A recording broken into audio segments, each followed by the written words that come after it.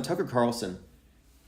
And Tucker says, do you think it's conceivable that AI could take control and reach a point that you couldn't turn it off and it would be making decisions for people? And Musk says, yeah, absolutely. That's where things are headed for sure. Very, very interesting. Now, the FTC warns that scammers may clone your relatives' voices. That's a new one. When the scammer calls you, he will sound just like your loved one. Deep fakes. But who answers the phone anymore? The only time I answer the phone is when I want to troll a telemarketer. That's pretty much it. And most of them aren't even fun anymore. It used to be fun when they're Americans because they're bound by our laws. They can only call during certain hours. They're allowed a certain number of rebuttals. Their calls are recorded. And if they engage in any kind of rudeness, they get fired. There used to be standards back when I was a telemarketer. But now they outsource. And whoever they outsource it to, you'll never find them. They're not bound by any rules. And they don't play along. And if they know you're not going to buy, they just hang up on you. Like the telemarketers are too rude to have fun with. But like I said here, nobody answers. So I don't know who this is going to affect. I used to say to every telemarketer that would call in, yeah, I really want to buy what you're offering. And I want to make sure you get a big commission. But I need you to know that there's no such thing as pandemics and the earth is flat and everybody's lied to you about the news. And by that time, they're usually hanging up on me.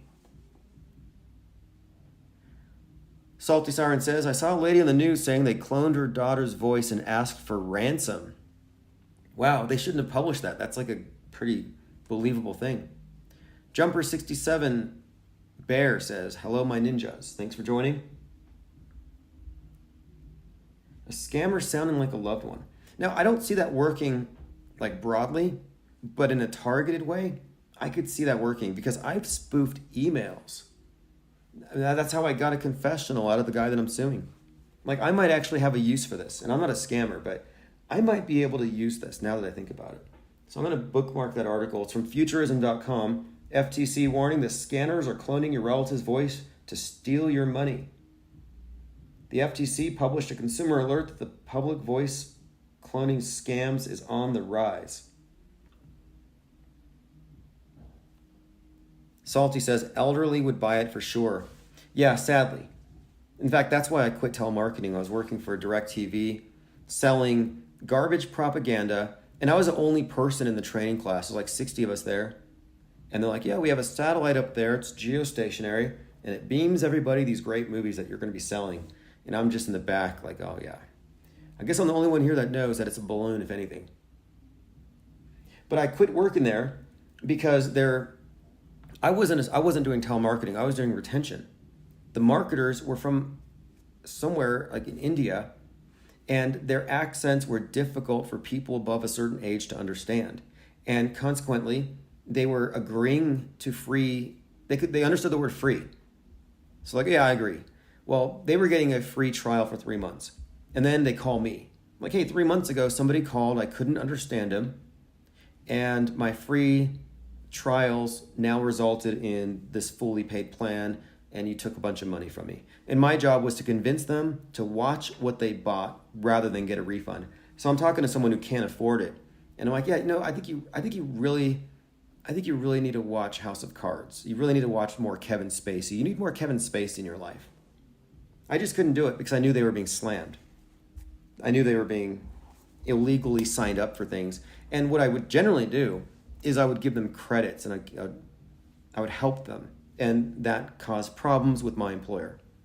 You're not supposed to give away credits. Oh, really? Yep. Mizelle says, concur. My mother cannot understand. Yeah, look, that's the thing.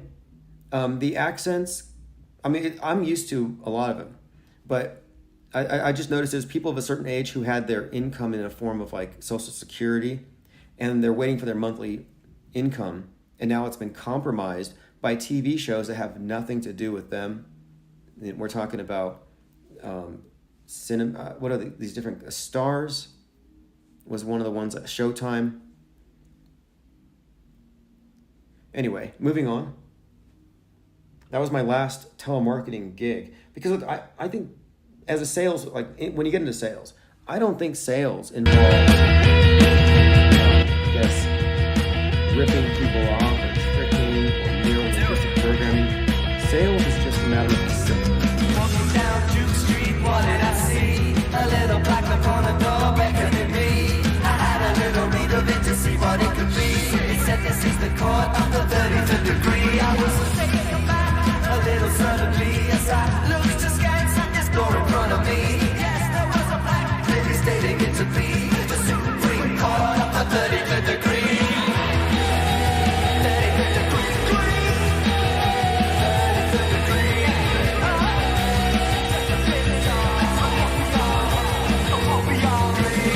I sat my days upon a hill. I sat and gazed across until I saw the most amazing thing. The sun and moon are closing in and all the people carry on down below. Just because they don't know just what's really happening. The sun and moon are closing in.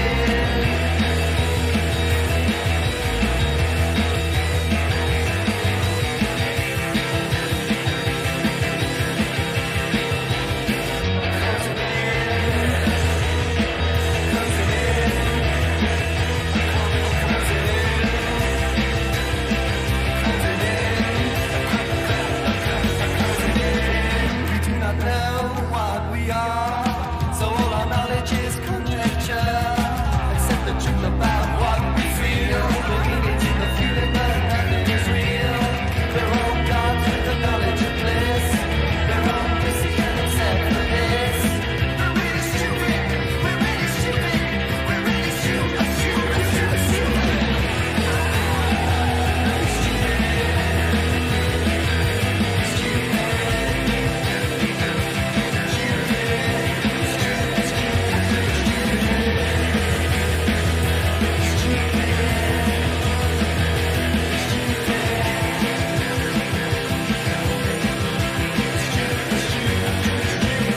I contradict myself, I am a joke. I contradict myself very well. I contradict myself, I am large. I am a multitude, I am a multitude. I contradict myself, I am a joke. I contradict myself very well. I contradict myself, I am large. I am a multitude, I am a multitude. I contradict myself.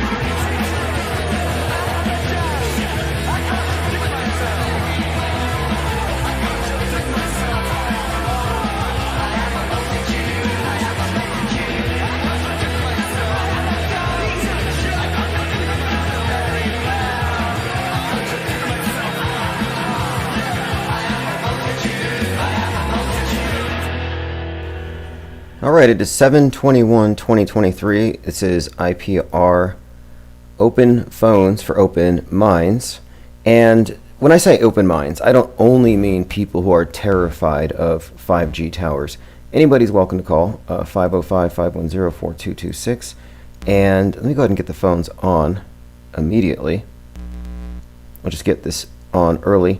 And I have a list of things to discuss. I saw someone in the comment section was asking if I had any comments on the movie with Jim Caviezel, Caviezel.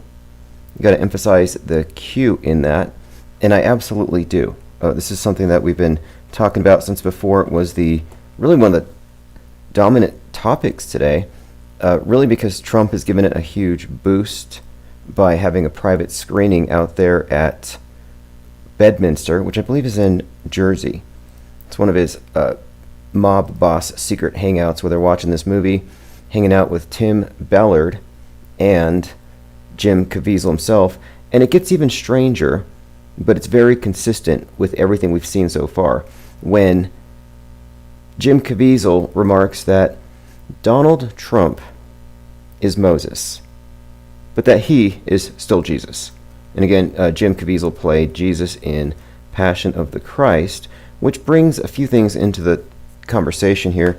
Mel Gibson and this recurring theme of these persecuted anti-Hollywood types. Mel Gibson bucking the system, Caviezel bucking the system. Trump, in his way, is going rogue and Tim Ballard had to go up against the DHS above their heads to go rescue the children.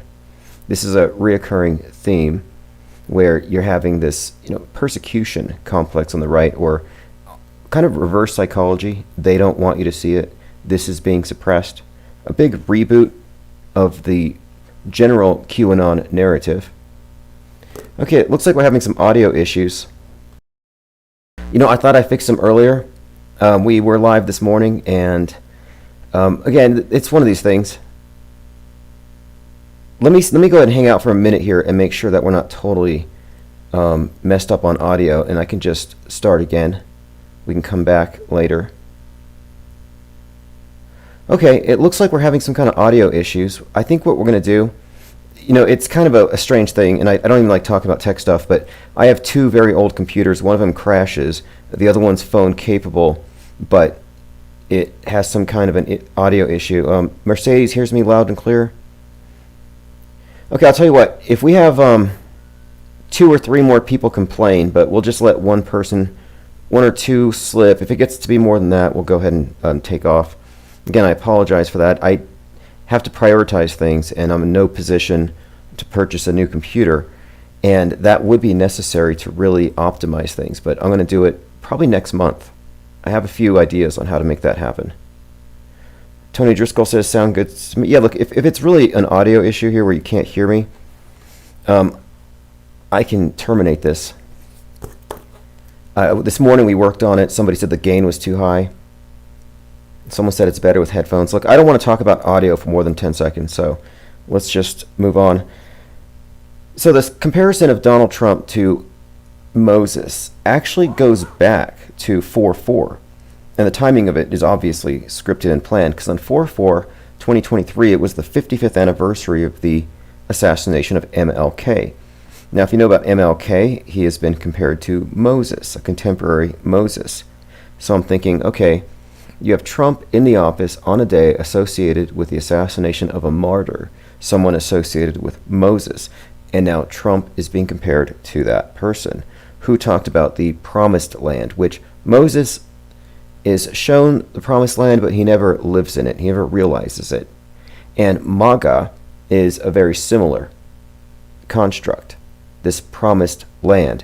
And it is the right wing's tendency here to glorify the past and make that the utopia to bring back rot, whereas the left, the progressives, believe that we need to get rid of the past, get rid of tradition, and embrace this new future they've designed. So Make America Great Again versus the Great Reset.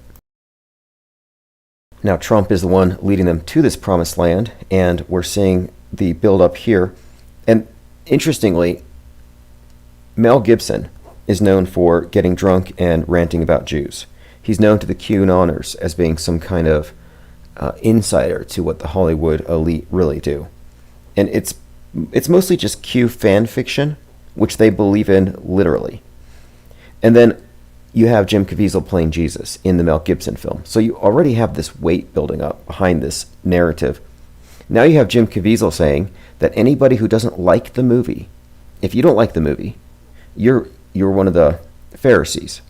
You're somehow the cabal. You're the Pharaoh. Let my children go. And this ties in not only Q, but even more broadly what you would call blood libel. So it brings back this religious underpinning to Q, and saving the children. I'm starting to look at this more and more as just a psyop. And Tim Ballard's character has been examined thoroughly, not just us here. Like I said, this story has really gone out, and there are connections with Tim Ballard with going into having to do with Templars, Mormons, and the funding of the entire movie being connected to the same people who funded the Clintons and Hunter Biden. There's quite a lot here to suggest that this is just a very cynical PR stunt / movie to enrage the MAGAs and get them engaged. And the fact that it's a few years too late says a lot. I think it was meant to be a big deal 5 years ago, and it didn't come out. And so I don't know if it's going to have the same impact, but apparently after Trump went and attended it, it got a huge boost, and it's like a top movie right now. Mercedes says, if you want to know who runs the world, just buy Mel Gibson 3 drinks. Well, that's an old narrative. Very, very old. And people couch it in dog whistles, and they don't say it outright. And it's also like red herring stuff and very low-hanging fruit that appeals to people who can't really get past the blue pill level conspiracy theories where they can just figure out, oh, it's a whodunit. If you think it's a whodunit, and if we can just point fingers and name who did it, we can solve this, then you're running in circles. And some people have been running circles around various whodunits for their entire lives. Who did 9/11? The informed ones will say it was fake, nobody died, nobody cried. The misinformed will say the Muslims did it. But the ones who veer off the mainstream interpretation, they get the false awakening. And they're told, no, those guys did it. It's the reptoids. No, it's the Jews. No, it's the skull and bones. So if you follow one of these, they did it, you're a follower. Just like the people who are trained to believe what's on the screen. You've just been given a variant because you didn't fall for the first one. You got stuck with plan B. So again, if you think that's the answer, if you think, oh, you know who runs the world, yeah, I have news for you. It's not a whodunit. It's a what is it. And if you can't explain what is it, then what are you? Are you really a truther, or are you one of the dreamers who have experienced some kind of false awakening because you've been served some red pills laced with mental fentanyl?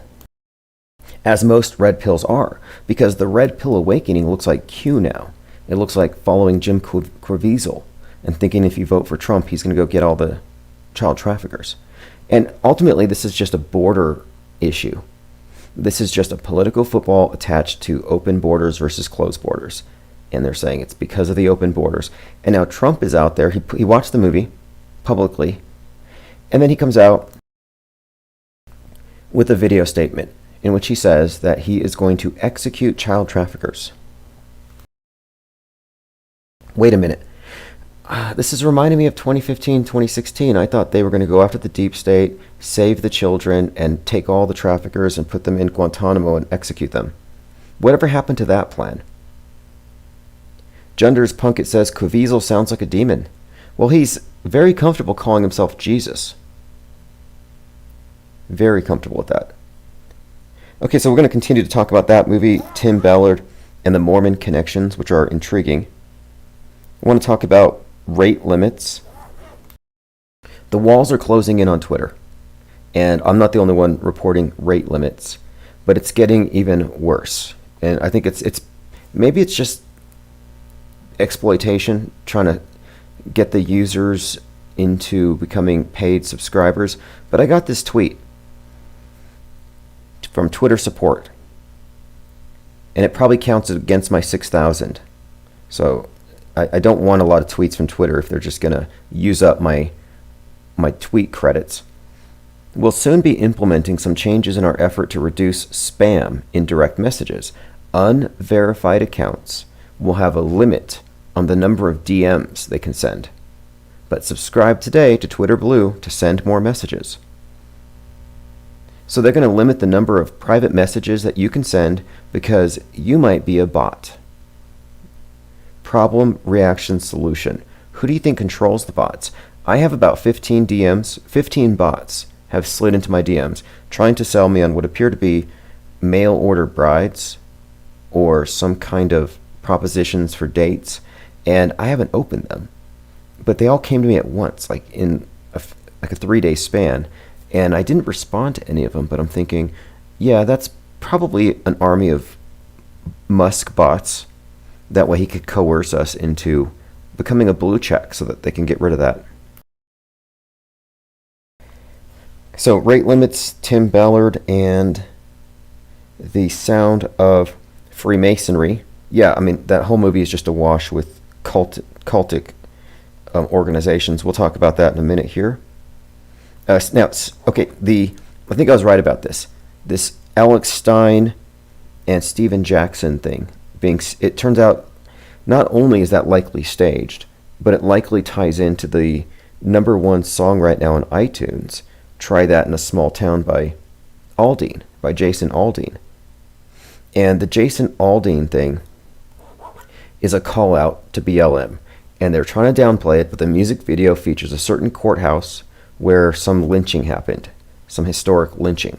And what's more, it includes footage from BLM, so it's pretty much a BLM call out.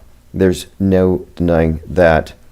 Alex Stein was also involved in a second controversy that went kind of viral, where he was throwing hot dogs at his Muslim boxing opponent, and the fight's been canceled because of it. Well, it turns out that was staged, and the opponent was in on it. So we're just seeing nothing but PR stunts. Elephant Tusk says, how do you feel about fluoride in the water supply? Okay, fluoride in the water, chemicals in the clouds. These are very basic red pills designed to turn your blue pill dream into a nightmare. So what happens is the average blue piller is happy. And then some red pillar comes along and says, here's a red pill. You drink the water, you die. You drink the water, you become apathetic. You drink the water, this happens. So now he has to choose. Do I become like that guy, and now I'm scared to drink tap? Or do I just think that he's crazy and I go back to my blue pill existence? So some people, most people, they bounce off that guardrail. They bounce off that false awakening red pill and they stay in the blue. Others will be like, wow, if the water's bad, what else is bad? Give me another red pill and another, until they're just addicted to the outrage. They're addicted to the fear, the fear pornography. So what I'm suggesting is that it's a useless fear. Show me an example of how fluoride in the water has fundamentally changed somebody. I don't believe it. I think it's a trutherism. And there's a lot of trutherisms that I'm trying to debunk now. Like, there are people that are terrified of 5G towers. They're afraid of their bath water, sink water. They're afraid of the clouds. They're afraid of condensation trails. And these are all things they manufactured for you to be afraid of. And they target market these things because you were too smart to fall for the blue pill fears. So they gave you some other ones, some sexier fears, fancier, more sci-fi. But it's just fake. Yeah, Kevin Mooring, another great point. The Jason Aldean was the country music performer at the Las Vegas PSYOP. We talked a little bit about this. Jason Aldean, JA, which gives you 9-1. It was Harvest Festival, Route 9-1. That whole event was fake top to bottom. Yeah, look, if you're worried about fluoride in the water, just give some money to Bill Hicks. If you're worried about fluoride in the water, these are some solutions to allay your fears. Give some money to Bill Hicks and he'll send you a water filter. Send some extra money to him for some iodine in case there's any nuclear fallout, because you might still believe in that. And then send some money to him for some super male vitality to prevent the great replacement and depopulation. So just send some money to your red pill dispenser and they will cure you or protect you from the things they told you to be scared of. You see how that works? They sell you a fear. Rather, they use a fear to sell you a product that cures the fear. And they all do it. So that's my best advice to you. Get a water filter if you're worried about it. Now, I don't know if Jones sells 5G protective undergarments, but you might be able to find that too if you're worried about, your reproductive health being harmed by your 5G tower. Yeah, put on some chainmail underwear or aluminum, tinfoil crotch guard. I'm sure you can find something. Okay, so let's talk a little bit about this Tim Ballard character, because this is very interesting. Tim Ballard told his associates that his impetus to leave his government job and form the Underground Railroad Organization was President Russell Ballard asking for help finding a child kidnapped from an LDS church parking lot in Haiti. So, Church of Latter-day Saints in Haiti.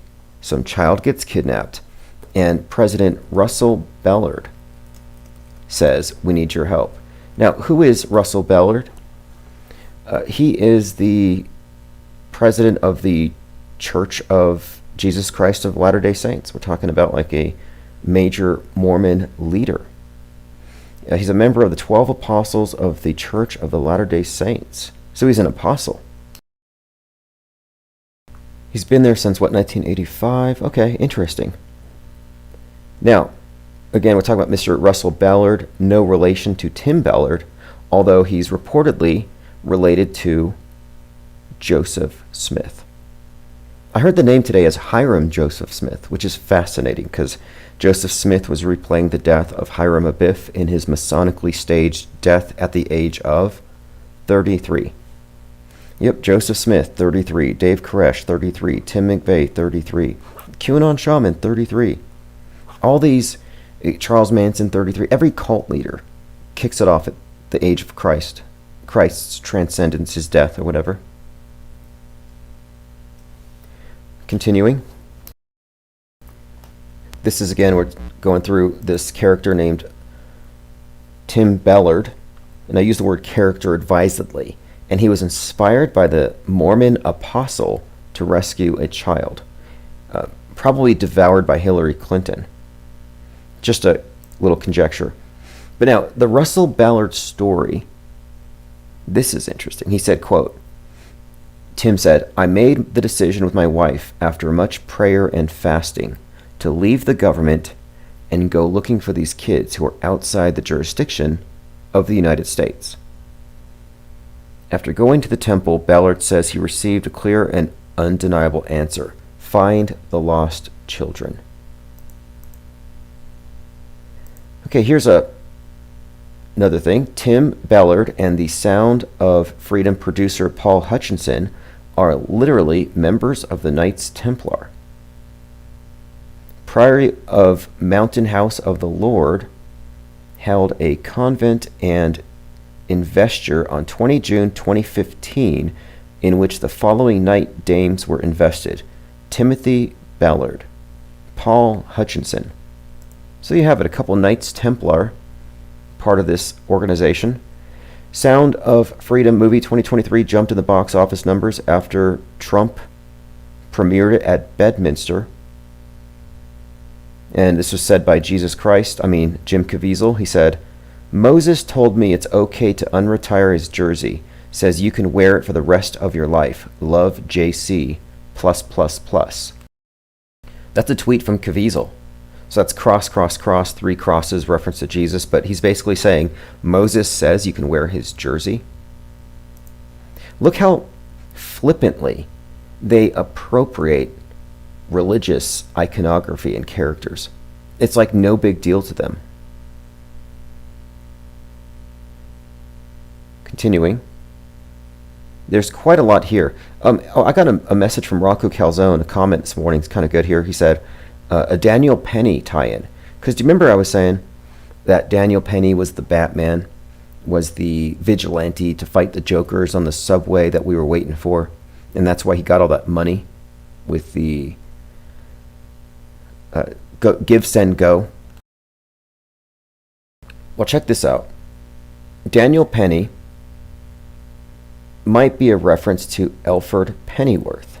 Alfred Pennyworth is Batman's butler.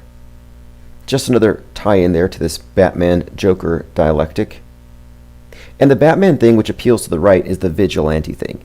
And that's another aspect to Tim Ballard and his mission to rescue children. This is also the theme behind the White Hats. Tim Ballard had to go beyond the government's jurisdiction to save the children. The vigilantes are the same way. So vigilantism is a right-wing thing that's attached to the Batman thing. So you have vigilantism, and on the left you have the Joker, and you have lawlessness. Again, Joker left, Batman right. The dialectic they set up here is about look at how they treat the victims of police brutality. To the one side, the police did a good thing. They stopped a dangerous person who points guns at pregnant women's bellies.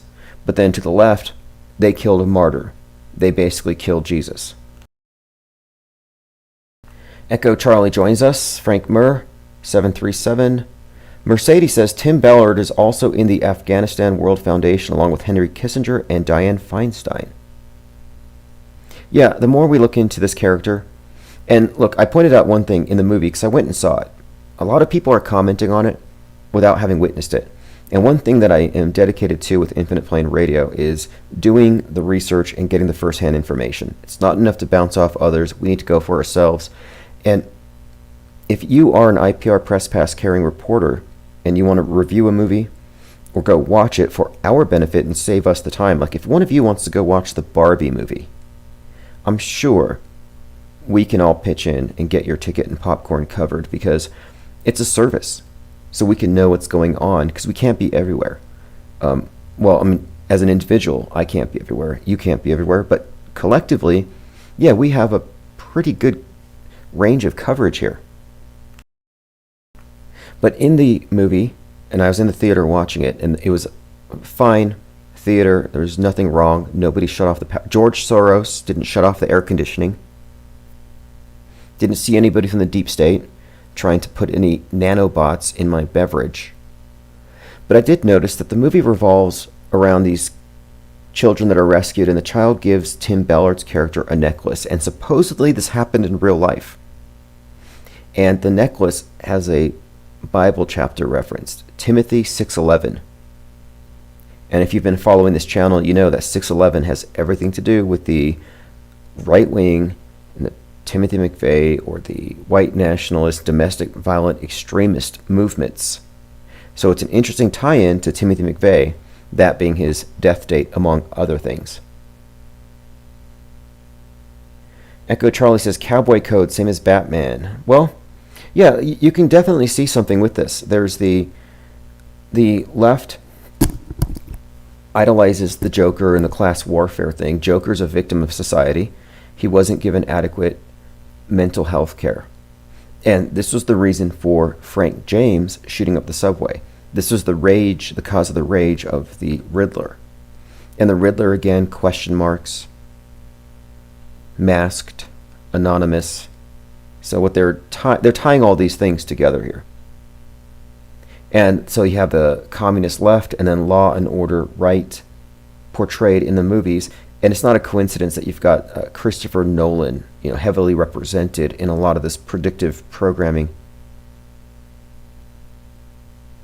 All right, let's continue here. I have a list of topics. Okay, Jason Aldean and his song. So let me bring this up a little bit because the song is being downplayed by the people on the right, but I don't think we should downplay it. It clearly has some significance built into it that Jason Aldean may not... Well, look, you can't separate him, to be honest. You just cannot separate him from Vegas. And the whole Vegas event was a psyop top to bottom. Nobody died. But listen to these headlines. New York Times, and these are new. 5 hours ago. The history of the lynching site where Jason Aldean filmed a music video. Jason Aldean's music video for Try That in a Small Town filmed where Henry K.O. lynching in Tennessee. So this, again, NBC News, a look at the courthouse where Jason Aldean's music video happened. The video went to #1. And it is the site of where Henry Coate was accused of attacking a 16-year-old white girl before an armed mob lynched him there. And if you've seen the video, it has BLM in it, and it's a call-out. It's a call-out song. There's no other way to put it. And so why would they do this right now? And look at the outrage machine it's been set off. The grim history of the courthouse in Jason Aldean's new video.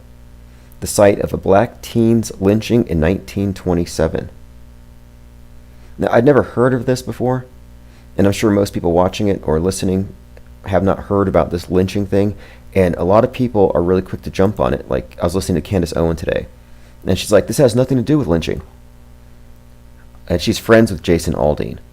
But remember, she's 33, chaos agent right there with Ye, with White Lives Matter. So she's definitely part of this race war psyop, and she's an agent provocateur. And it's one thing I'm sick of, is gaslighting. I don't need gaslighters telling me, no, this isn't what I said it is. RFK, gaslighter. He says one thing and then denies that he said it, or denies the implication. Well, it's like if you're going to say you didn't recognize the implication of your own words, then you're just telling me that you're kind of clueless. But I don't think that's the case. Tucker Carlson, gaslighting. The movie has nothing to do with Q. Do you realize that there are 2 Q drops that specifically mention the organization Tim Ballard is a part of? and there's a Q drop that mentions Tim Ballard by name. This is a Q movie, and for them to say it's not, it's gaslighting. For Candace Owen to say that this video has nothing to do with lynching, okay, again, there's no plausible deniability. If you ask me, Jason Aldean is part of the Cywar entertainment complex. So what we're looking at here is, I think, activation.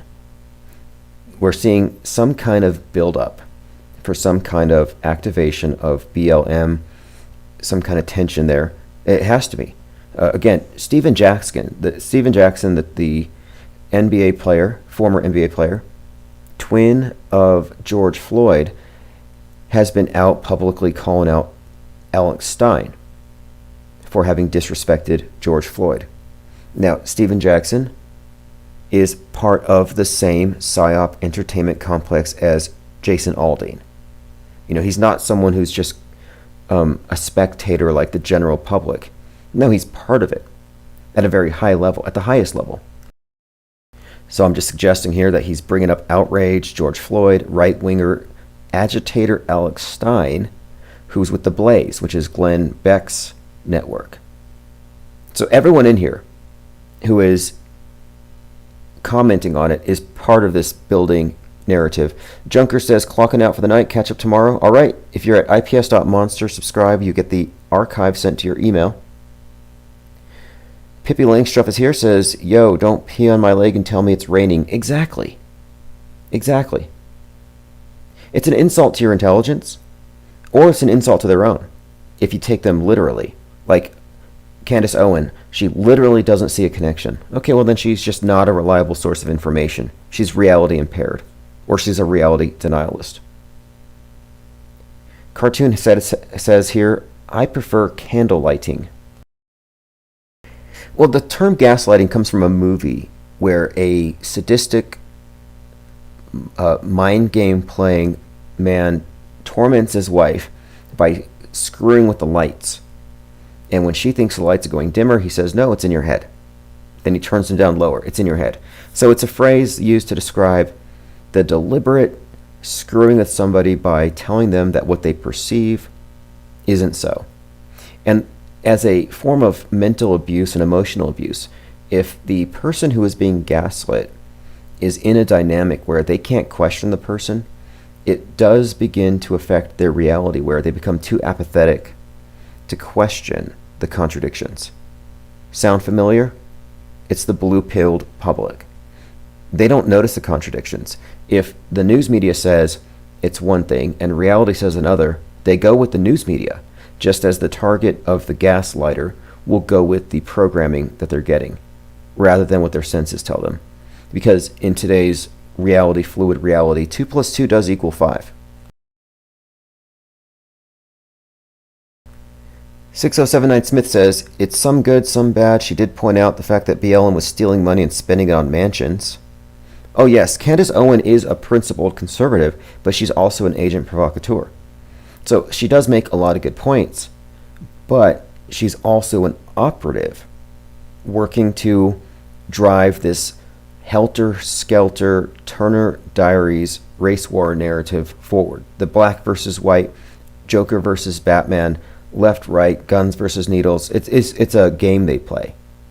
And it only affects those who are in the dream world, and more specifically and more potently those who are on the fringe but still looking in, trying to influence the dream world. I'm no longer a participant in it in that sense. I'm an inactivist. We're commenting, we're analyzing it as anthropologists, maybe even philosophers or film critics, but we're not lining up in this circular firing squad and taking shots because the TV talking heads tell us to. Pippi Langstruff says it's kindergarten out there. Andrew Munchkin says, anybody else notice the sound quality is garbage? Yes, it's the computer. We're doing the best we can, but it's going to be fixed within, literally within a couple of weeks. I had to make a lot of moves. Computers came out of storage, and I could be on my phone. That is an option, but I wouldn't be able to take calls. The sound quality, though, will be improved. I'm guaranteed it within a couple of weeks. I actually am very close to being approved for a PayPal business loan, which I was kind of wary about, but I'm looking at the numbers. It's doable, and it would definitely be productive. But that'll be a couple of weeks. I'll replace the towers, and I also want to be able to do live, Skype calls. And Skype is a resource hog. Zoom is a resource hog.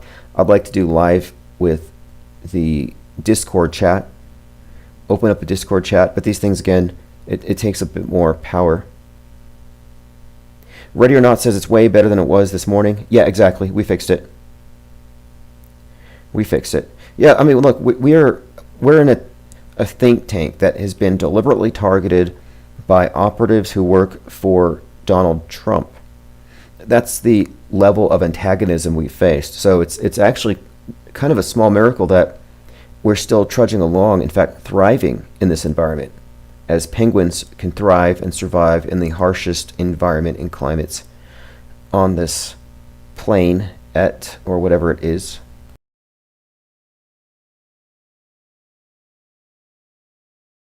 Looks like we got a voicemail from, let me take a look here. I'm going to go ahead and open phones, 505-510-4226. I'm going to try something later on. I'm going to try swapping out this tower for my Mac laptop and run OBS on that. That might be what we need. That might actually be the thing. I'm shoestringing it. We're crawl, walk, run, but we're making everything go. And oh, by the way, the e-commerce store is going to be open as of tomorrow. Okay, let's see here. I'm not going to play this one live, but I have been contacted by Dr. Shiva's people, and he's another presidential candidate, and I want to talk to him about his swarm theory. So I'm putting that in my notes. I'll be reaching out to them tomorrow. I didn't want to play it because there's some phone numbers in it. Next message. Hey, brother, this is 5. I'm just calling to let you know it's Friday night, about 10:40 East Coast, so I guess maybe 8:40 by you, maybe 7:40. Phones ain't working. Listen to your show. Love it. By the way, I heard Richie from Boston left you a message. All right, brother. Bye-bye.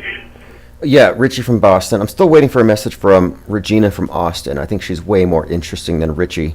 She's the one that burns down 5G towers with jet fuel. She's got some sort of black market connection to jet fuel, which reportedly melts 5G towers into their own footprints. Free fall speed, even, which is remarkable. Okay, phones aren't working. Fascinating. Don't know the explanation there. Continuing, Echo Charlie says, people have the memory of a goldfish and it's getting on my nerves. I think goldfish have longer memories than your average TikToker. The TikTokification of the human mind is like it's like there's been a wood chipper. It's like our perception's been put through a filter, but everything's just been chopped into bits. So we're trying to see the big picture, and it's just incoherent. And if somebody disagrees with you, it's not their reality. They don't have to change, nor do you, because there's no objective reality to compare it to. It's like we have a bunch of puzzle pieces, but there's no big picture. There's no order to it. Just create your own reality. But from our perspective, we know the game that there is no real big picture. It's purposefully incoherent.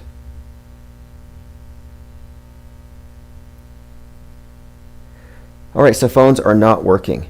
Thanks for letting me know. I'm not sure what that is, but look, we're shopping for an 800 number. And I'm going to find something that has the ability to hold callers in queue. And I might even look into upgrading my headset. There might even be something with this. But again, I hate talking about tech stuff, but it seems like in the last couple of days, a few parts have been falling off this thing. Truth Faction says, in China, TikTok is only educational. China's space program is an embarrassment to bad space fakery. Like, you thought Apollo 11 was bad. You got to look at the new Chinese space station.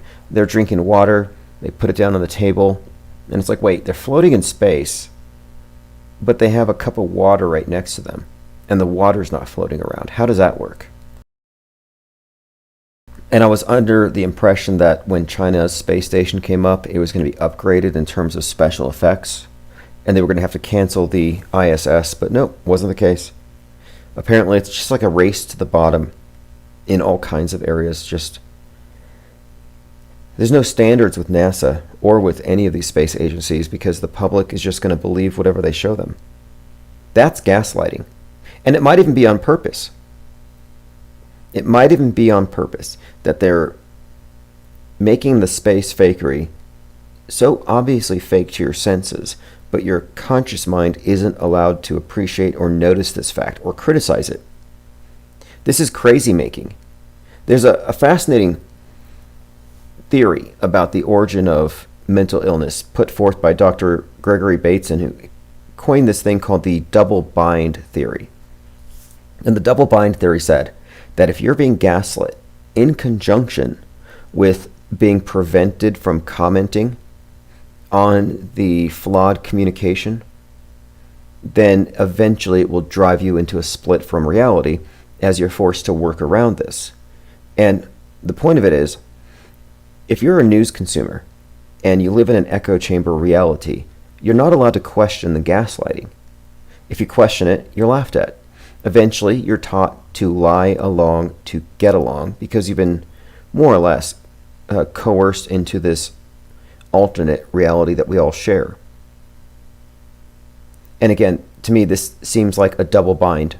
It's a situation where to question it is to be punished, to go along with it though you know it's wrong is to be rewarded, and there is no way to question it without being called a conspiracy theorist, so you're kind of just stuck with it.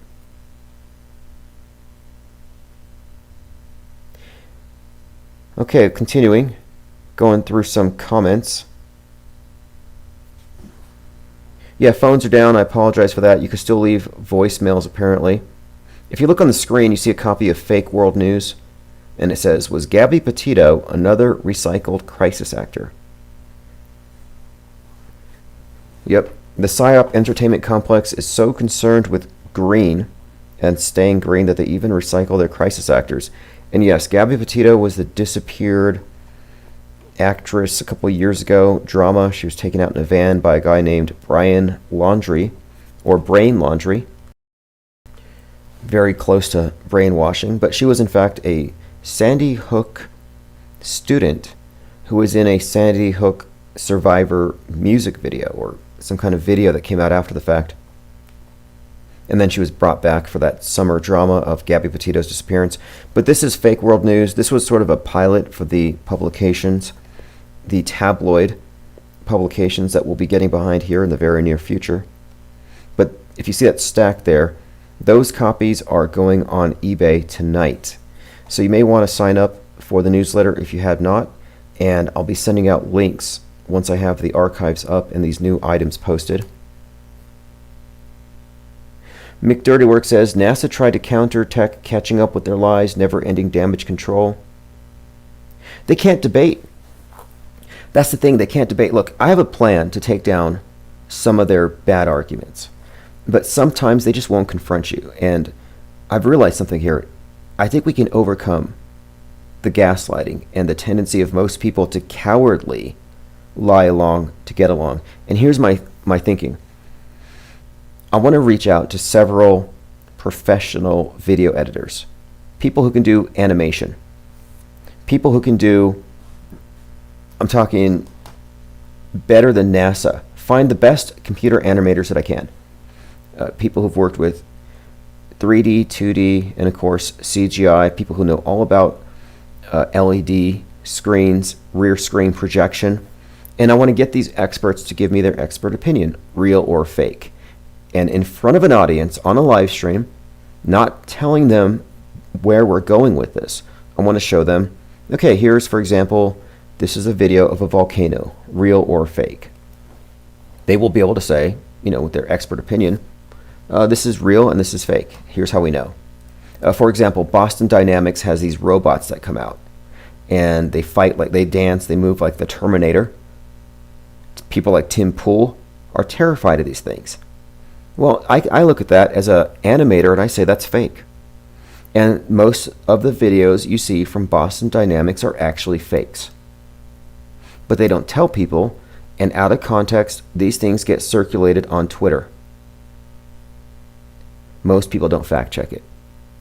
This is because people are visually illiterate. They've been made this way deliberately. Now, my plan, though, is I have these computer animation experts who would be able to know visually, just right off the cuff, whether something's fake or not. And I'll have them go through 9 or 10 different clips, and they'll be telling us, based on their expert opinion, fake, real, fake, real, fake, real. Then I'm going to show them discrete clips presented to us by NASA, lunar rovers, International Space Station, maybe even from the private space agencies, Jeff Bezos' stuff, and Richard Branson's, Musk's. I'll show them Mousegate, but you show them clips out of context and see what kind of results that you get. So think about this. Professional editor, we'll say 20 years experience, he calls out real fake, real fake, real fake, then he sees the mouse on the side of the rocket. Now, if he says it's real, he's a fool and would be contradicting his 30 years of experience. But if he doesn't see it in context, if he doesn't know it's from a certified space launch, he'll say, oh, that's really fake. That's garbage. That's the worst CGI mouse I've ever seen. And then we'll be like, pulling the rug out from underneath them. Oh, well, by the way, that came from actual SpaceX footage. And there are so many examples of things I can point out that you just could not be intellectually honest calling it real. But I think you can trick people into bypassing their own self-gaslighting. And you do it in front of an audience. And you put their entire professional experience and reputation on the line. And will they trash their own expertise to self-gaslight themselves to defend the big lies that have been presented as real? So that's kind of one of the things I want to do here moving forward, is getting outside opinions to look at things objectively. That's the key here.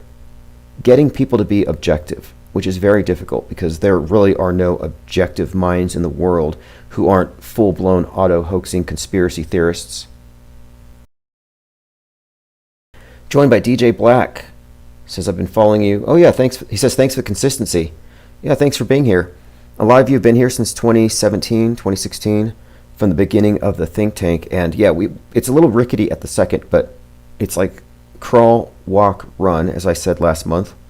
We're ending the crawl phase.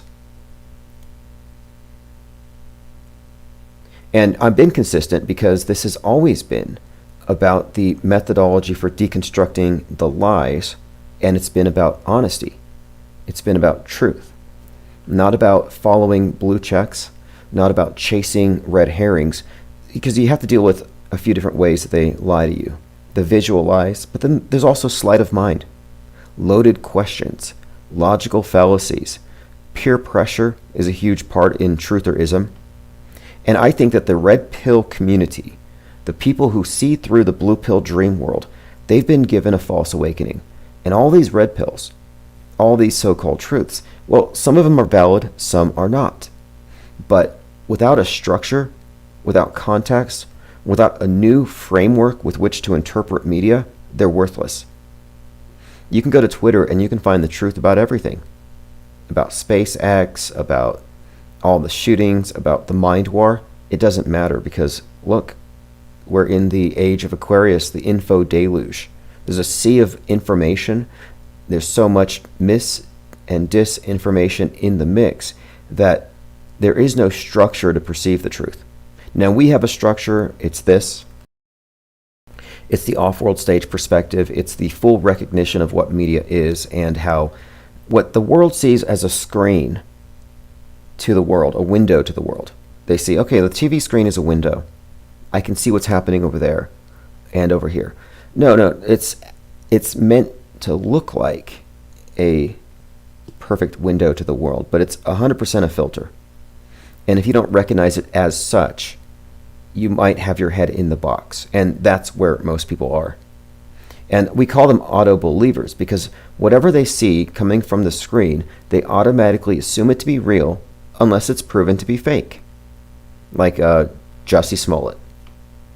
That was an example of fake that they recognized as fake, but they didn't see it as fake till the media told them it was fake. They thought it was real up until the moment they were told it wasn't. What I'm saying is you have to invert that, or rather, it's a reversion, because they inverted it. They inverted our epistemology, how we process our information, by putting the screen before our critical thinking. So to fix that, you have to say, no, it's fake until proven real. If it's an extraordinary claim with an obvious political agenda attached to a bigger narrative. Now, you're welcome to find or look for any news story that exists in a vacuum that isn't attached to the bigger narrative and should be exempt from this fake until proven real. I don't have any news agencies that I give that level of trust to. I don't have faith in any pundit. Like, I don't go to alternative media and say, okay, these guys are telling the truth, because they're countering the mainstream.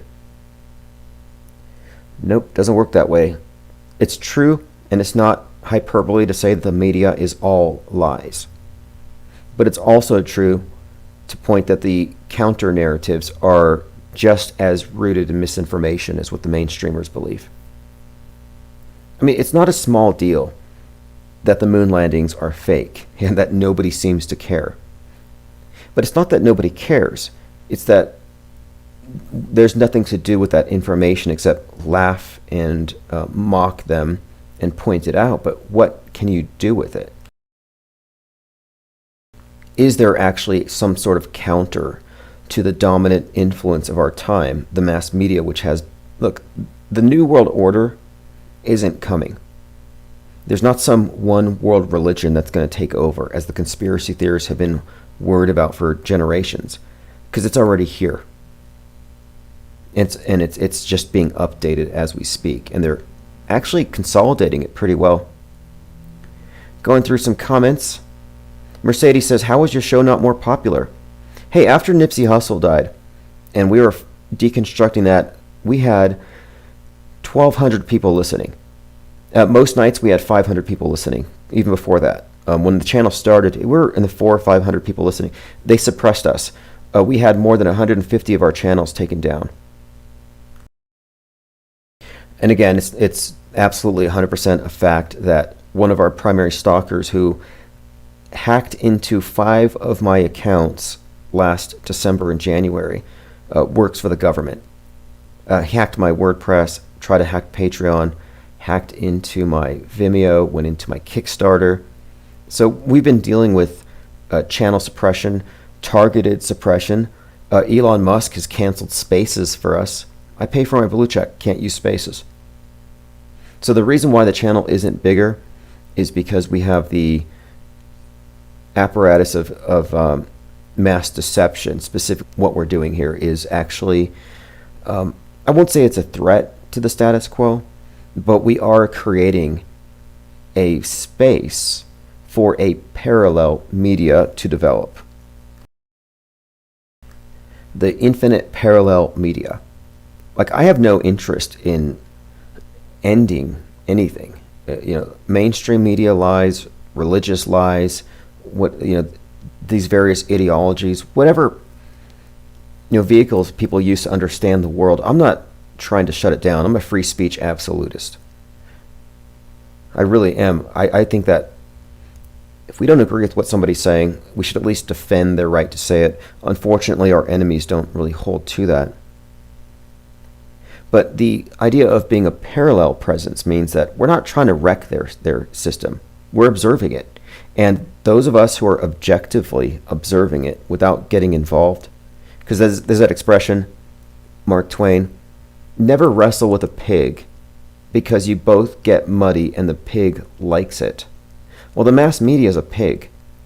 And the political warfare is just a big mud pit. And I'm not getting in it. And the more of us that get out of it, who get off their red pill fixes, get off of their truther feed, get off of that spoon-fed worldview, the more of us who get away from it, who cease to soil ourselves with their filth. I mean, it is filth. You got MTG sharing porn at some White House hearing. It's Hunter Biden naked. I'm like, who wants to see this stuff? saner minds can prevail, and that's us. And the more of us that do it, the more that it grows, the more difficult it will be to stop people from just going on an exodus. What we're creating here is a media exodus. Mercedes says, can you get a private server?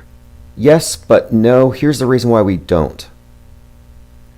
We believe, well, I've determined here that the reason why they want to encourage people to go to Discord or BitChute or any of these alternative platforms is so that they can study you in isolation and quarantine you from the masses and their mediation. So they want to stop us from interfering by getting us to self-segregate. So instead of backing out, my objective is to go in deeper, press on.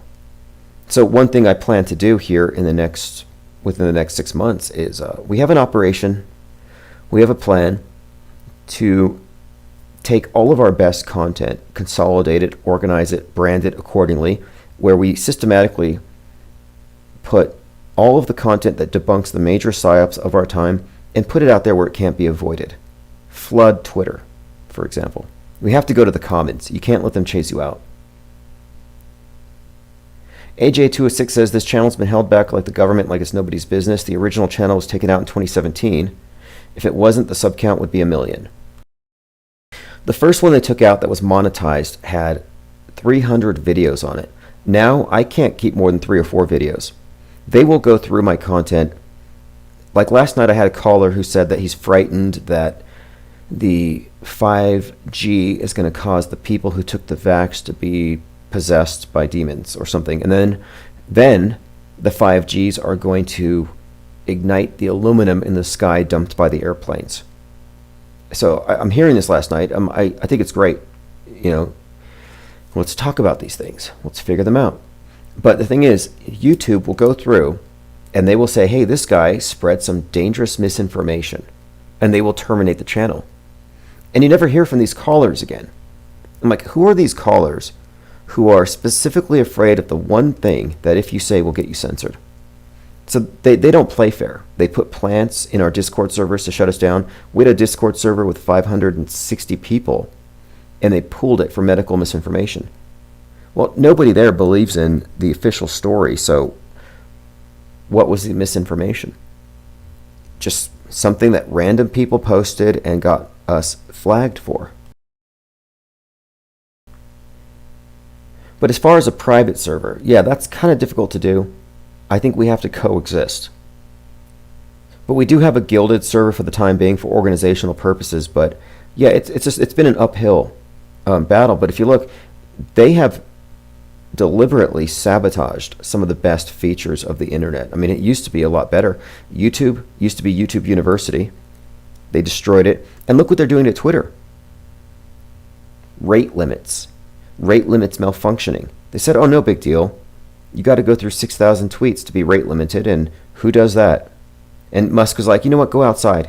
Take a break from Twitter once in a while. Downplaying the significance of limiting the number of tweets you can see.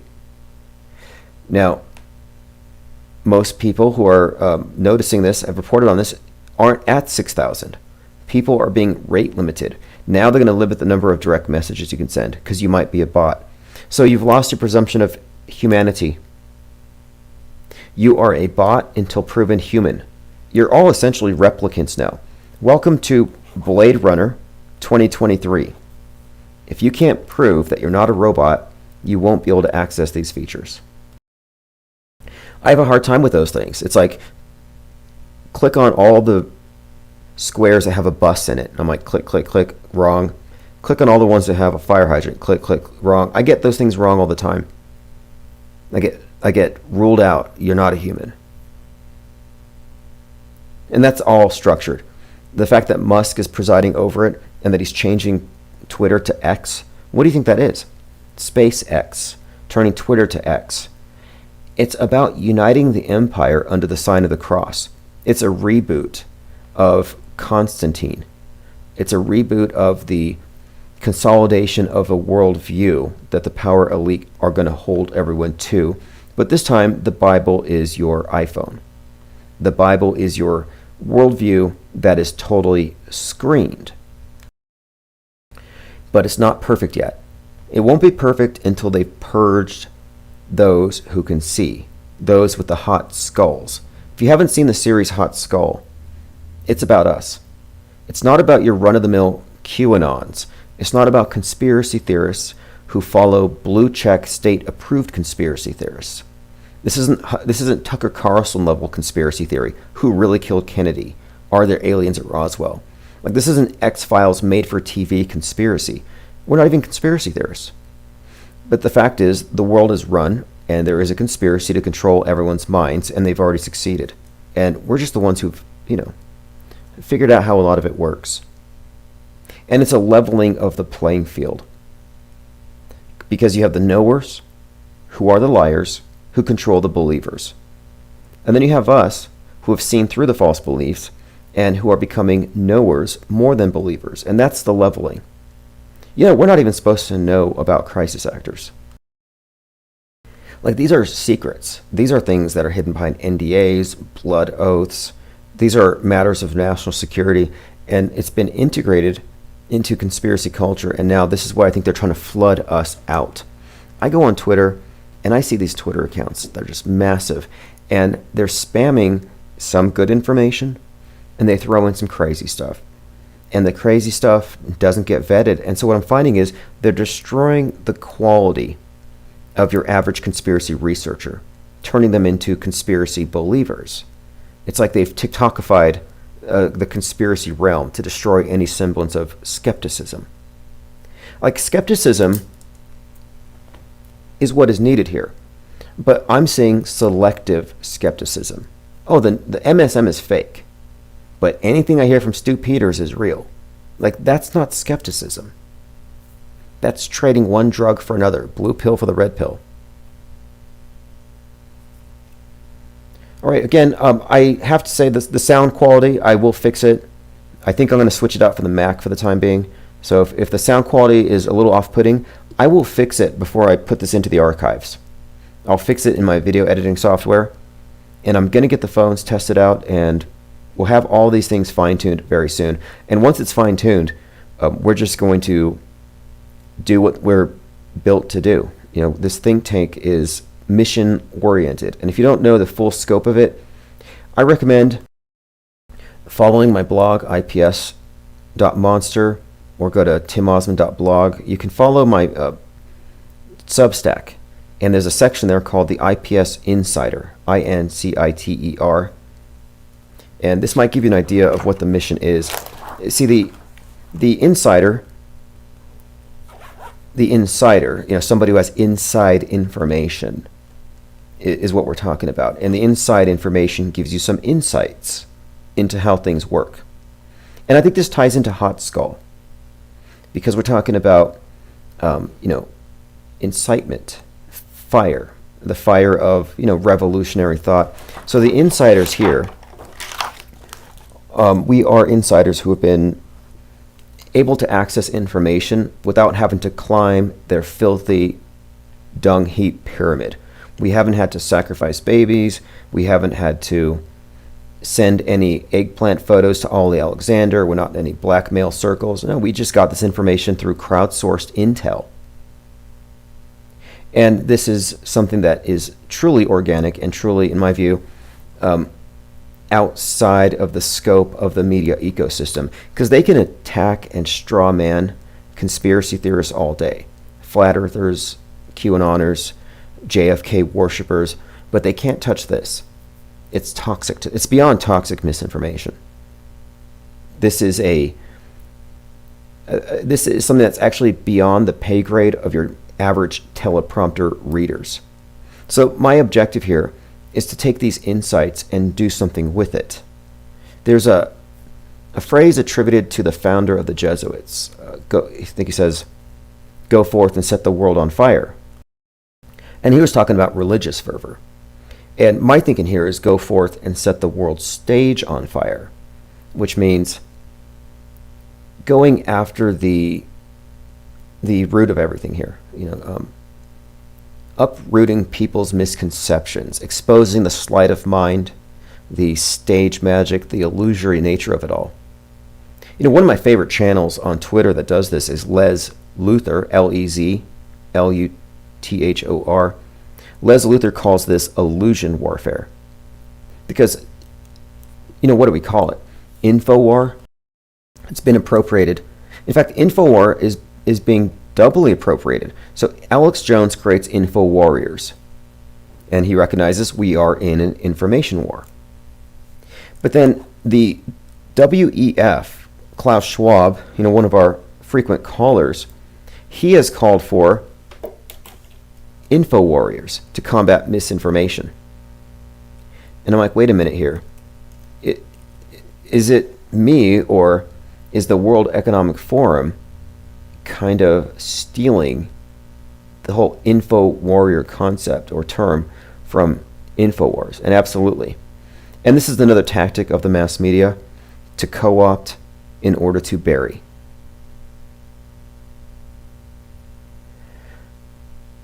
All right, going through some comments here. We have about 60 people present. Thank you all for joining. If you want to follow my Twitter account, it is RealTimOsman, and feel free to post your links. Someone posted a link earlier. Actually, this was texted to me. So yesterday I was talking about Jim Carrey in particular and the Dog Star. We got into this because we're in the dog days of summer. Keanu Reeves is in a band called Dog Star. And I was talking about the movie The Truman Show and how he wakes up to the illusory nature of it all, how it's all staged, after the Dog Star from the movie set falls to the ground. Now, the significance of the Dog Star, of course, is it's the ball that drops on New Year's. It's the star that it reaches its highest point at that night.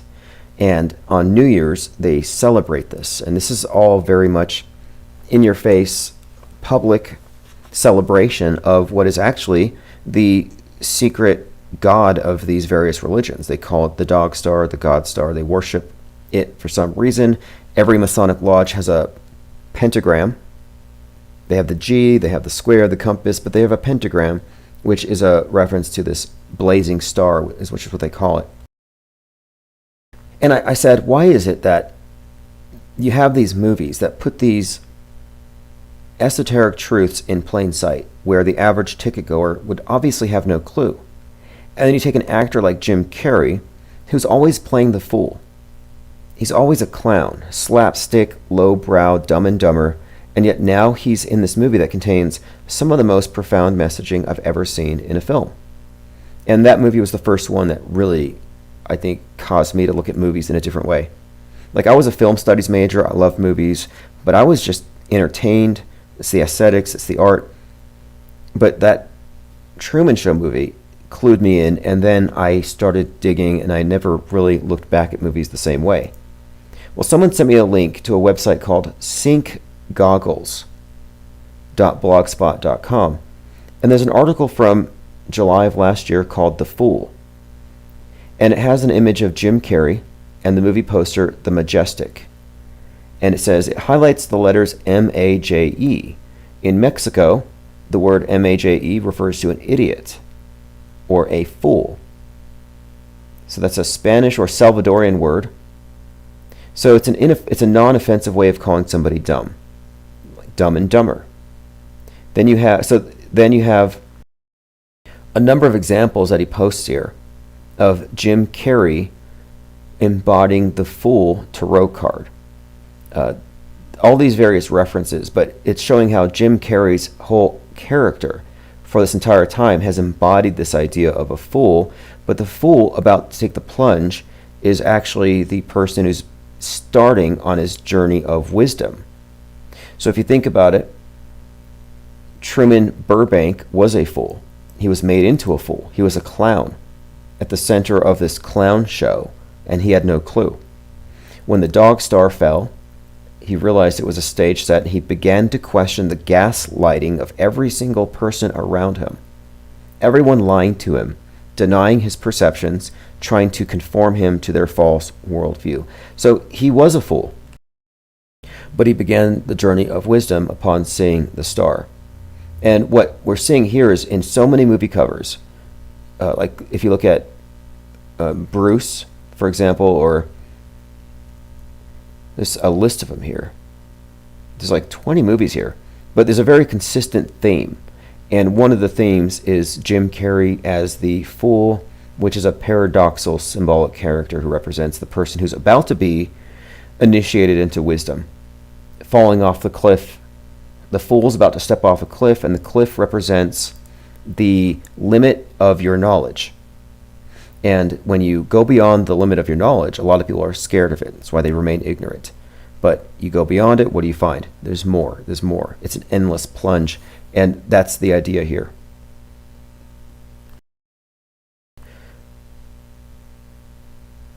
All right, so this has been great. Again, we're going to have some improvements in the next few hours, or I'm going to stay late here and fix the audio.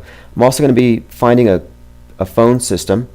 Some of the things we covered tonight, the Templar connection to Tim Ballard, who was inspired by an apostle of the Mormon Church to go rescue a kid rescued from or stolen from a Mormon church in Haiti. This character also being related to Hiram Joseph Smith, founder of the Mormons. We talked a bit about rate limits because the walls are closing in. Problem, reaction, solution. You're a bot until proven human. We are all now replicants. Prove your humanity by spending $11 a month. You need a credit card to prove you're a human now, to get your blue check. The movie Sound of Freedom is 100% a Q movie, despite what Tucker Carlson will tell you. The Jason Aldean video is a anti-BLM call-out video with a reference to a 1927 lynching, despite what Candace Owen will tell you. Donald Trump has been compared to Moses by Jesus Christ. Jim Caviezel, spelled with a Q. The Moses connection there is because MLK, the Promised Land, Trump was arraigned on 4/4, MLK's assassination date. They're making these associations intentionally. This is powerful. This is ritual. This is some kind of setup for some kind of, who knows, what's going to happen with Trump. We talked a bit about I didn't really get into this so much. I want to bring up some other things about this Jason Aldean as it unfolds, but for the most part, the main thing to take away from it is that the music video takes place around a courthouse where a historic lynching happened, or so they say. I've never heard of it.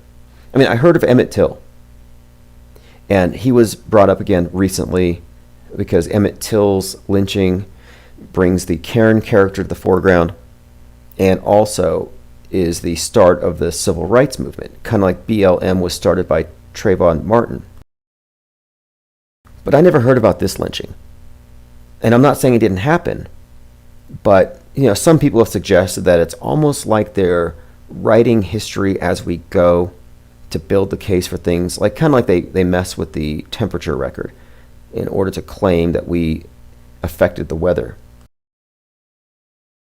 I'm not saying ChatGPT made up this atrocity for people to attach to the music video, but I guarantee that given that this is part of a psychological operation and it's provocation, they definitely put that in there on purpose. Flat Stuff Earth says, sup in Clown World.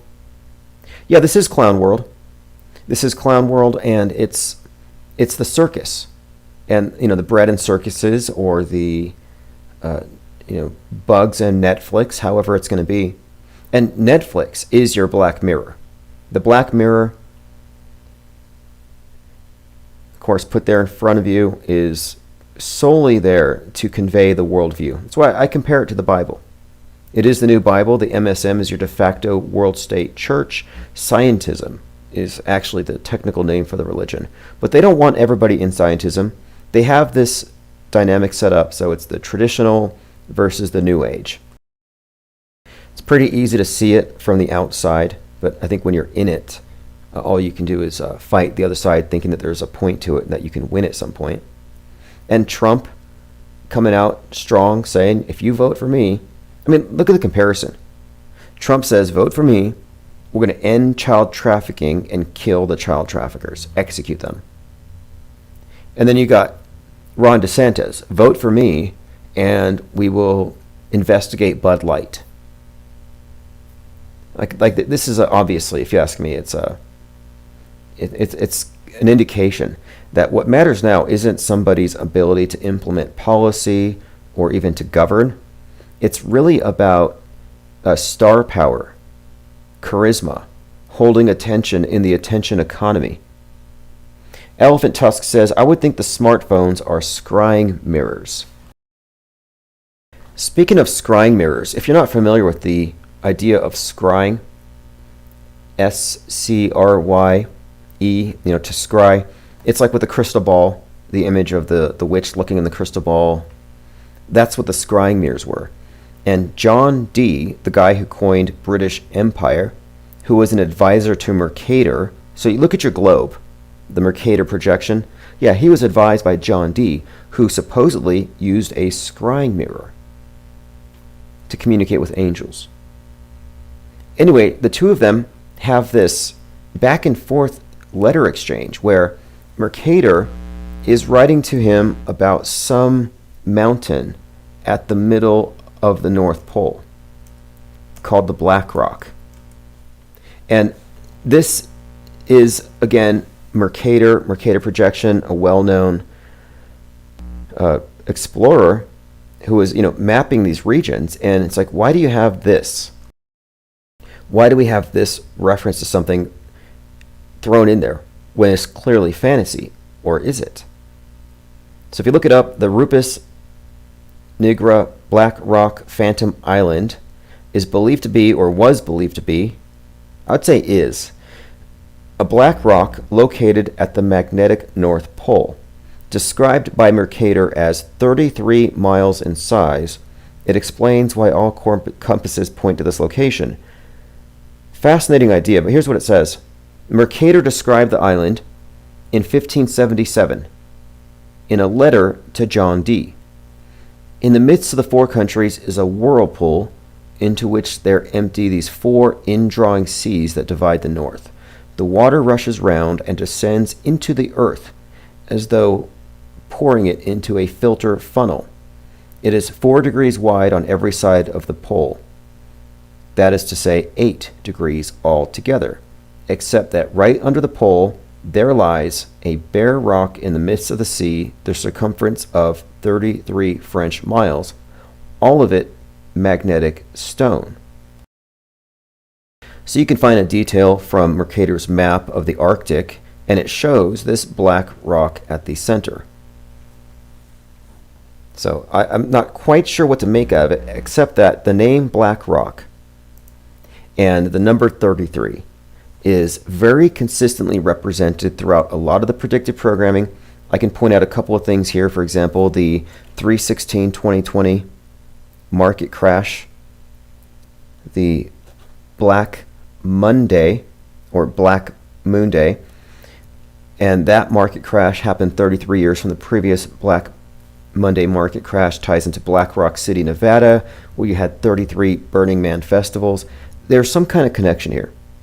And the name Black Rock has been very prominent since COVID, since the lockdowns. And so I'm not quite sure 100% what to make of it, whether it's literal or not. But if you look at your UN flag, the UN flag has the quadrants, each with 4 sections, because it has the Earth as seen from above with one of these azimuthal equidistant projections. So you see all the continents as though it's a flat land with no Antarctica. And it's divided into 32 sections with a central 33rd circle. Like, what is that? Cody says, I don't care about the Constitution. I only care about Bud Light, Trump, and Hunter Biden porn. Right. Look, the Republican Party has lost its way. I think at one point the Tea Party had some limited government principled conservatives, but no, now they're all statists and they're all looking to control the levers of power. It used to be with conservatives, small government, big religion, but now it's worship big government, just like the left. But despite all this, even if you look back a few years, you're like, well, yeah, you had some limited government types, but they were all brainwashed. They all believed in everything as being told by the mainstream and alternative media liars. Like, we live in, really, this is uncharted territory. These are potentially unscripted times. What we're doing here is it's 100% cutting fringe. This is the cutting fringe.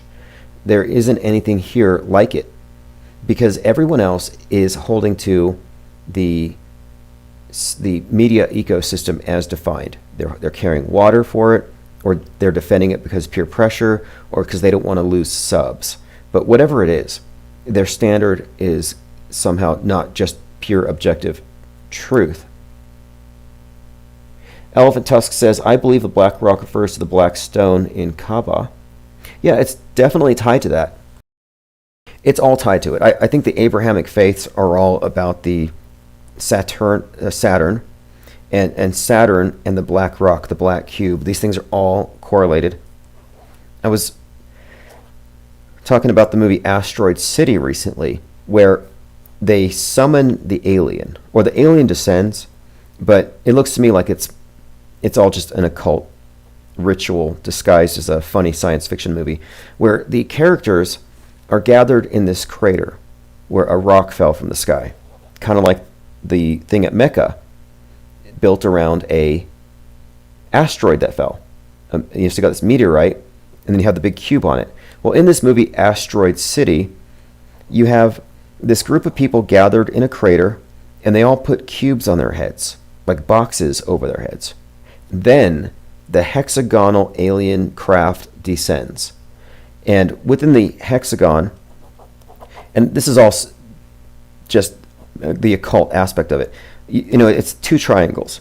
Triangle coming up, triangle coming down, and they intersect. The triangle pointing up represents the material realm. The black, the kingdom. This is all just symbolism. And matter, black. Whereas the triangle coming down represents the light. So what you have is the intersection of spirit and matter. That's what you're seeing with that symbol. And within that six-pointed star is a hexagon, which is a two-dimensional cube. So they put the cubes on their head. It actually represents union with the divine. Then you have the alien, like Elohim, El, Saturn, light, descending from above in that craft. And I'm just saying that the movie is representing that the power elite are somehow, even the word elite contains L. Their whole cult and all of its various aspects, all of its facets, it all comes down to the black cube, the black rock, the black screen on your iPhone. It all comes back to the same thing. Go Fire, Go Light 369 says, Robert Zephyr just made a great video on Saturn and the occult meaning. Yeah, please drop it. Here's another insight that we had here on this channel. You know, years of looking at this stuff and usage. The number 4 and the number 2. You know, 42. You see the number 42 often associated with Saturn, and the number 24 too, but these numbers, when put together, 2 and 4, it's like a bind rune, is what you would call it.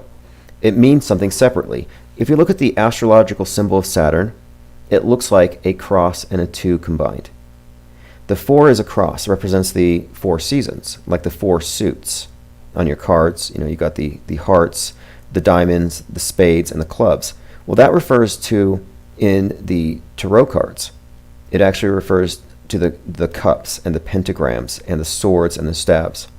This is why you have 52 cards in your deck, 52 weeks, 4 seasons. It's all the solar allegory. Well, Saturn is the reaper, the harvester. So the 4 is the cross, the 2 is the scythe. And just as an example, Jeff Bezos spent $42 million on a clock and put it in the Sierra Diablos Mountains in Texas. So a big clock in the Devil Mountain. 42 is your Saturn symbol. The clock is Kronos, again, god of time, Saturn. These are all correlated. Elon Musk puts 42 on everything. Again, it's because of what they worship. Why did he put 42,000 CubeSats in space? Fake as it is. Why 42,000? Well, the cube, Saturn, satellites, the EL it's all encoded into this thing. Again, 33 and 42 are two of the numbers we see most prevalent in their psychological operations, and I think these represent the twin poles, the black and the white, light and dark, or soul and matter. It's their black and white Masonic checkers that you see with everything. I think it all comes down to the closest luminary, the sun, and the most distant that rules the night, Saturn. And again, it's all an astrotheological cult, which means that their religious narratives and mythology are actually based on the stars and the constellations above, encoded. But it's not just the religions that are astrotheological, it's the media, which is the new de facto religion. This is why we see occult rituals on TV all the time. It's the same ancient cult that runs the world, but everything's been updated. Their obelisks are now rockets, heaven is now space, and they just find other ways of representing these characters. Why do you think you have so many 33-year-old martyrs?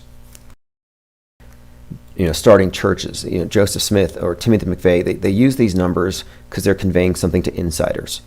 Most people don't see it. Most people don't see the esoteric meaning behind Truman's Awakening because they're not insiders. That was my epiphany after watching that movie. I realized that there are either insiders in the movie industry. One second here. Security's here. Yeah, door's open.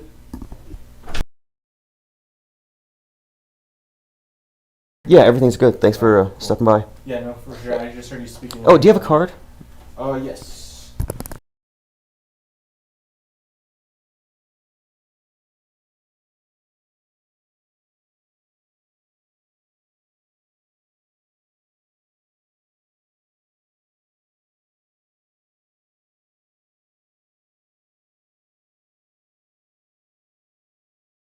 Great night. Good night, man. Thank you.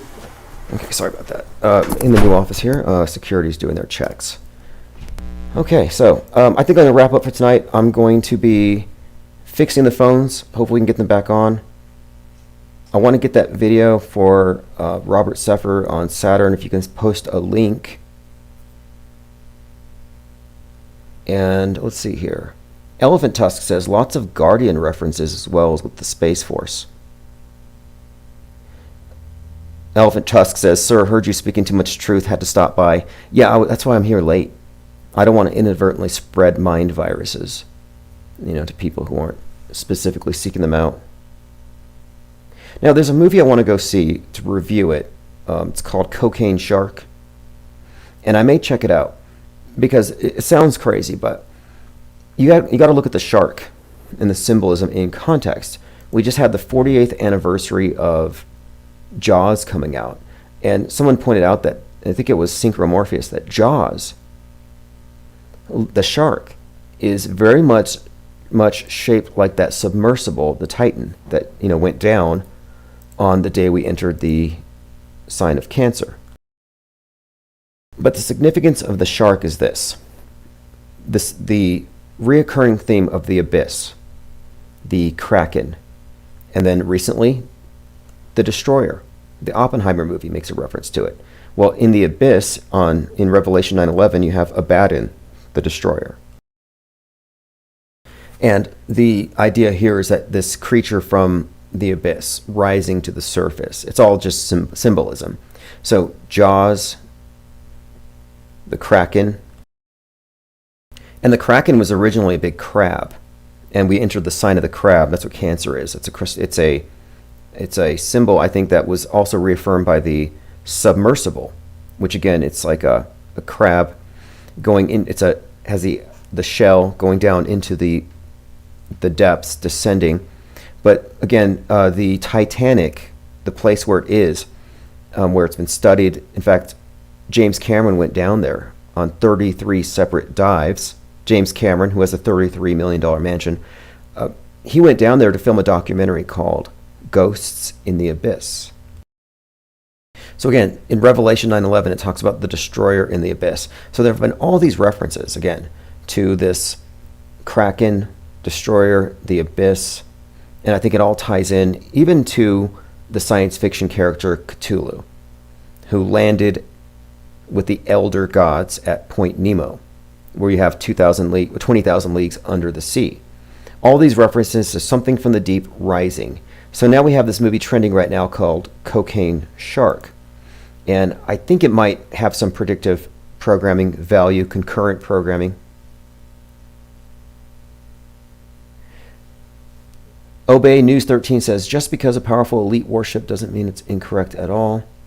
Right. Look, the fact that it's consistent with previous or older religious paradigms just suggests that it's a continuation of the same. What we see is what you'd call syncretism, where they find compatible symbols to replace or to masquerade what is actually behind it so that they can have a cover. For example, here I see evidence of Santeria being very popular. It's a religious paradigm that came from the whatever you believe about history of the past. You have the transatlantic slave trade narrative where you have this imported population, and then their traditions get merged with the Catholic traditions to where you can find grocery stores here that sell votive candles that have Catholic saints, but the names are all African gods.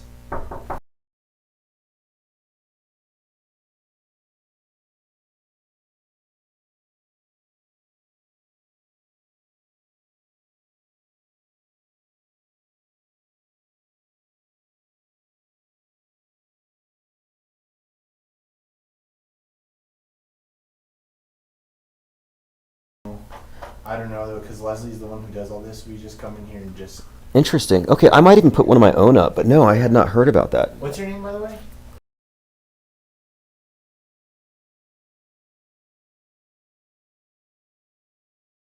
Yeah. Have a good night.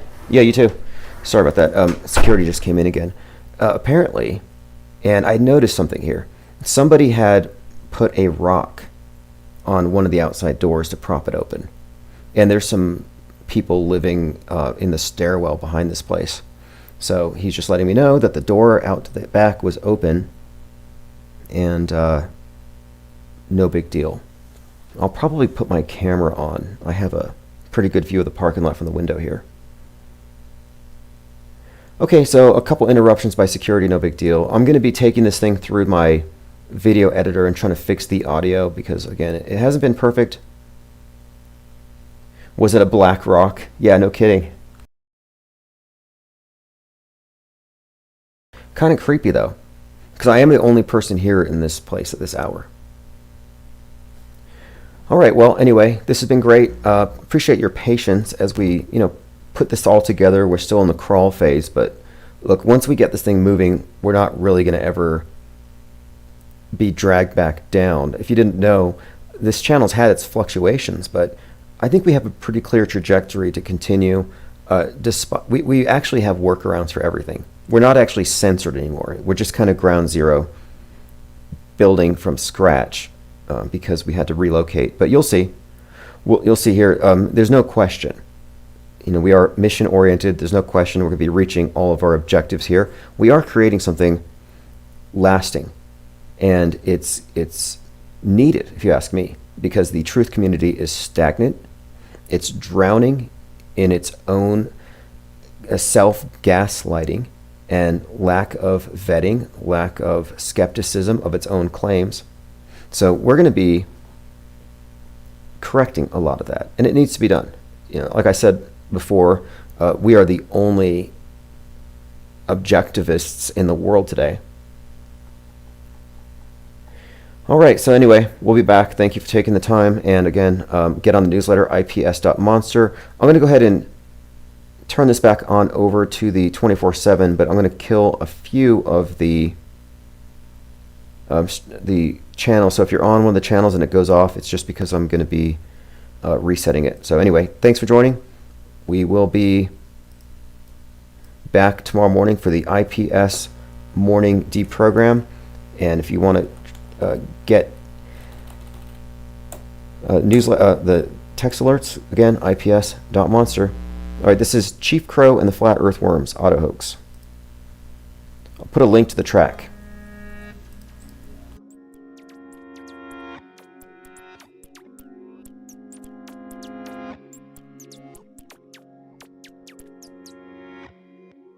I'm on auto hoax, and it feels so good. You just auto believe everything like I knew that you would. In my dream, you know I ain't got time, baby, for another crisis actor with soulless eyes. My buddy, my buddy and me. Telecommunications Act of 1996. 96, y'all. Gonna filter your eyes and scrub your mind. The weatherman, he's just another bad joke. You can be a doomed little donkey like Eeyore. I'm gonna be an auto hoax, and it feels so good. You just auto believe everything like I knew that you would. In my dream.